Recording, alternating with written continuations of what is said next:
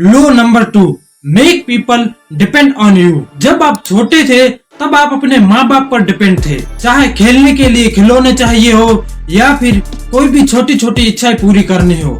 इसके अलावा अगर हम अपनी पढ़ाई की बात करें तो हम अपने टीचर्स पर डिपेंड थे।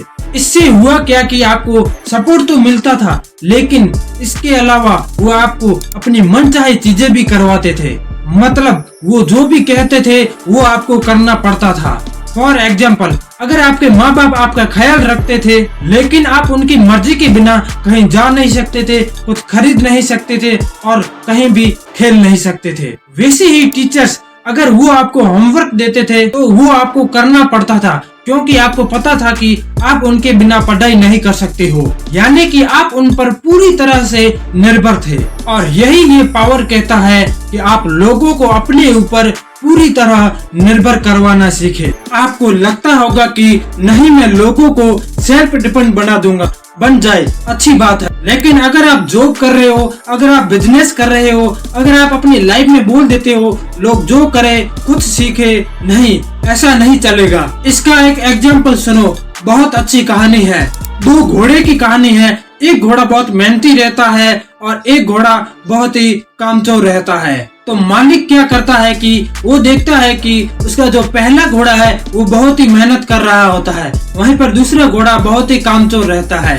तो मालिक करता है कि दूसरे घोड़े का सामान जो होता है वह पहले घोड़े पर लाद देता है। यह देखकर दूसरा वाला घोड़ा पहले घोड़े से बोला कि देखो, तुम इतनी मेहनत करते हो पर तुम्हें फायदा क्या मिला? मुझे देखो, मेरे ऊपर कोई सामान नहीं है, अभी मैं आसानी से चल सकता हूँ। कुछ वक्त बीता, कुछ समय बीता, कुछ दिन बीते।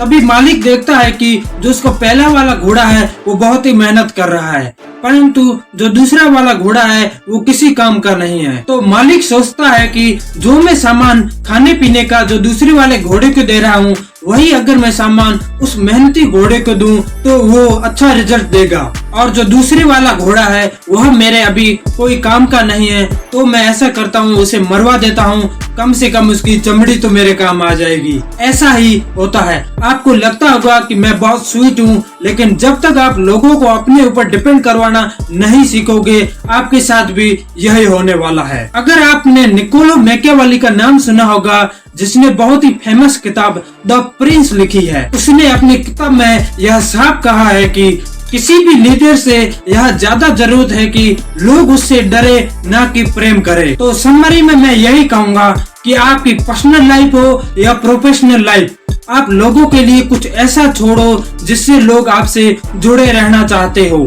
सबको अवेयर करो जो ये 48 लॉ ऑफ सीरीज चल रही है, ताकि सब लोग इसका पूरा फायदा उठा सके।